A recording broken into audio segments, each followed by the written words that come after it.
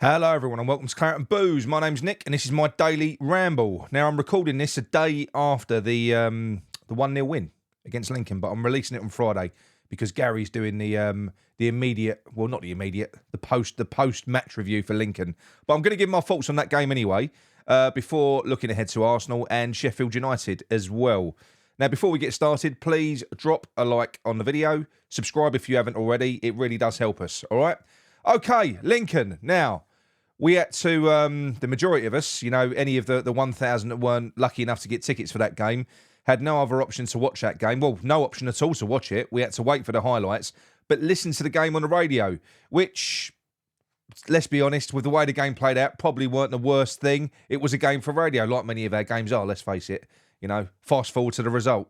That's what I say. It was pretty much the same, you know. Look, these games are never easy. I will say that, and it was really windy as well. You know, it was really windy. Storm Agnes had just hit. Yeah, no, I'm making excuses.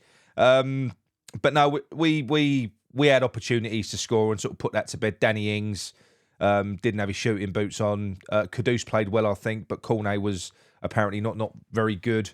The starting lineup was completely different. There were 10 changes from the team that played against Liverpool. So we started out with Fabianski in goal, obviously. We had Johnson at left back, Kehrer at right back, Oggy and Mavs in centre back. Then we played Fornals and Souček as a midfield pair with a 3 behind Ings of Benrahma, Kudus and Cornet.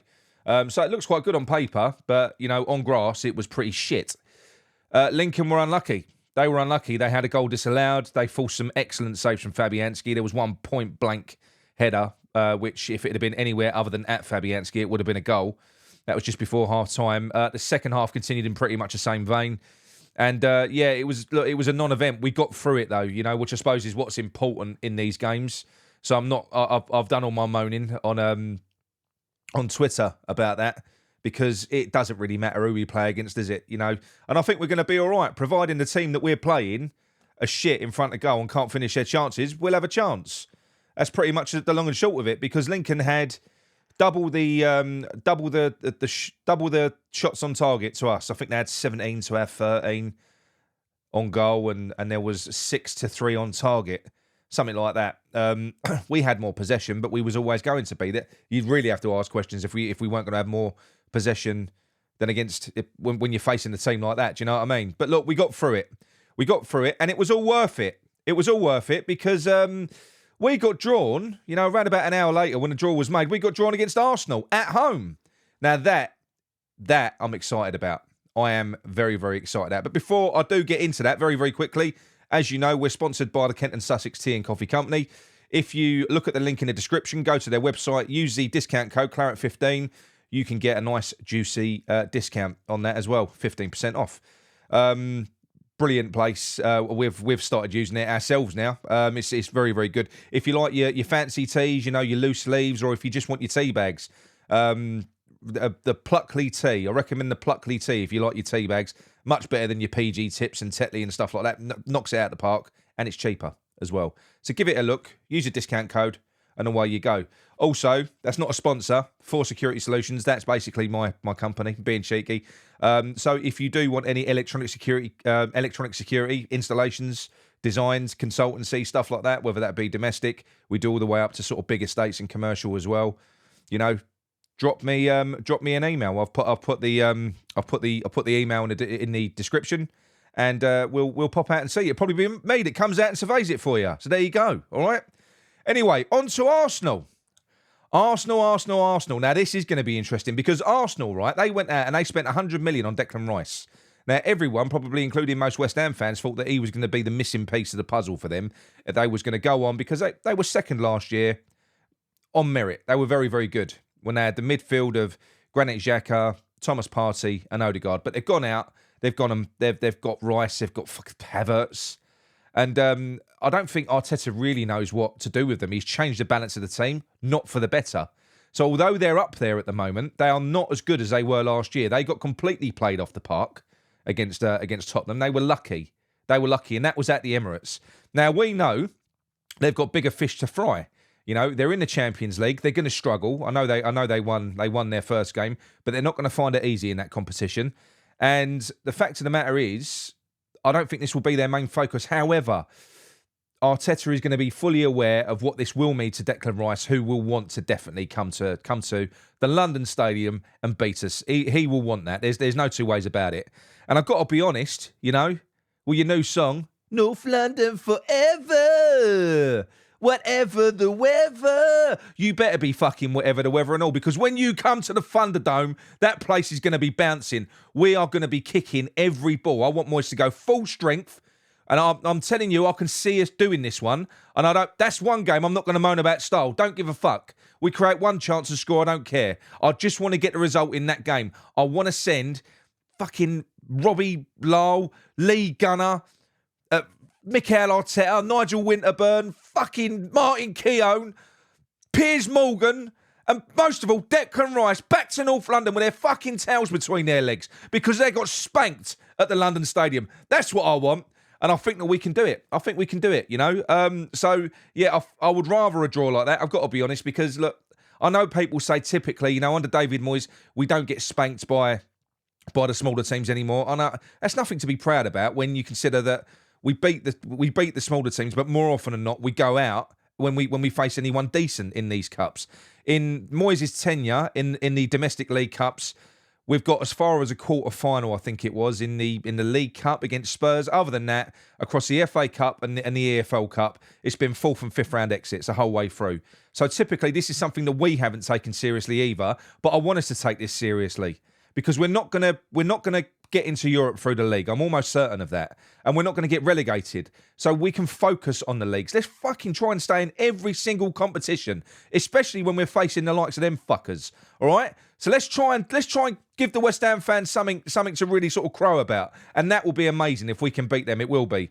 Now, before we get to that, we know we're off the back of 2 league defeats, back to back, Man City, then Liverpool. Look, we had chances to score goals in those, but largely, you know, we were the architects of our own downfall. You know, especially against Liverpool, we started really well. We found a formula to peg them back. First half was even Stevens. Second half, Moyes shat himself.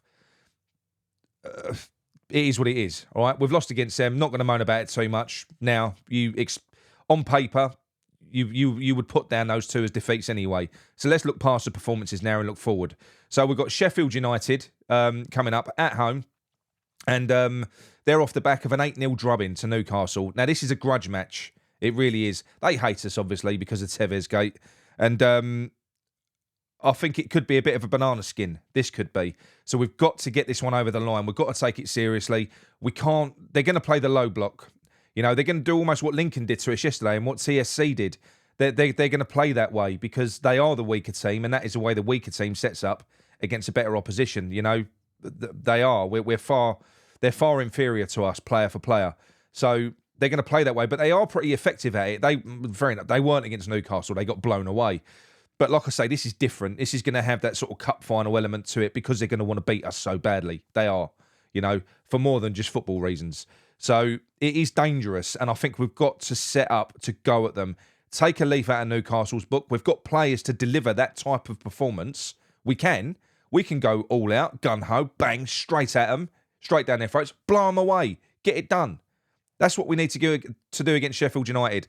However, I fear that isn't going to be the case. I think we're going to see the same cautious shit that we see in every other Premier League game that we saw against Lincoln, really. You know, that was quite cautious. Even though we had more of the ball, it was nonsense possession. It was predominantly in our own half, passing sideways and backwards. There wasn't really too much going on. Similar to when we played Luton and we had more possession. When we play a possession-based game, it's a defensive, ball retention, possession-based game. It's not progressive. Get forward as quick as you can. Patterns of play, cutting the defence open.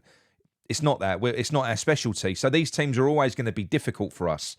But we can't lose to Sheffield United because if we lose to Sheffield United, that's 3 straight Premier League defeats. And then we play Newcastle, the team that battered this lot 8-0. So we can't lose to Sheffield United. We've got to beat them. By hook or by crook, we've got to get that one over the line. And I want to see a performance. Like I say, we've got the players to do it. We've got to. I know that's not going to happen. I know I'm flogging a dead horse here. I'm pissing in the wind. I know that. But just do it, Moyes. Prove me wrong. Go out there. Let's blow them away. We've got the ability. Player for player, we should be doing that. You know? And then, like I say, we go on to Newcastle and Aston Villa. Two teams that are not fucking easy. Proper, legit Premier League teams that are in or around where we are, talent-wise, but probably further along in terms of their playing style and the way that they are. Newcastle are just starting to get going, which is a worry. They've just knocked fucking Man City out of the league after battering Sheffield United. So they're picking up some momentum now. But yeah, look, all in all, I've got to say, in retrospect now, we've got through the League Cup game. It was shit, but we got through it. We didn't get knocked out. And for all those people that says David Moyes never loses to smaller teams as well, he does. We lost to Blackburn last year, all right? Just thought I'd drop that one in there. He does. It's nonsense, all right? But it's good that we didn't get embarrassed. I will say that much. But now we move on. We've got a mouth-watering tie against Arsenal in the EFL Cup at home.